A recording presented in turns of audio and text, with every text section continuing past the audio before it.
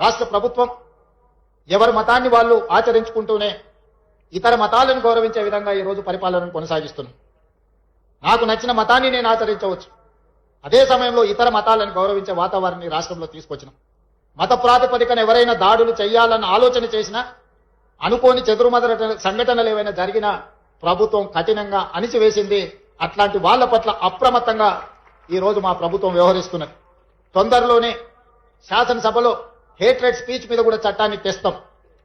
ఇతర మతాలను కించపరిచే విధంగా ఎవరైనా మాట్లాడితే చట్ట పరిధిలో వాళ్ళని శిక్షించడానికి అవసరమైన చట్టాన్ని ఈ మధ్య కాలంలోనే కర్ణాటక రాష్ట్రంలో కాంగ్రెస్ పార్టీ శాసనసభలో ప్రవేశపెట్టి ఇతర మతాలను కించపరిచే విధంగా, ఇతర మతస్థులను తక్కువ చేసే విధంగా మాట్లాడితే శిక్షించే విధంగా చట్టాన్ని సవరించిండ్రు.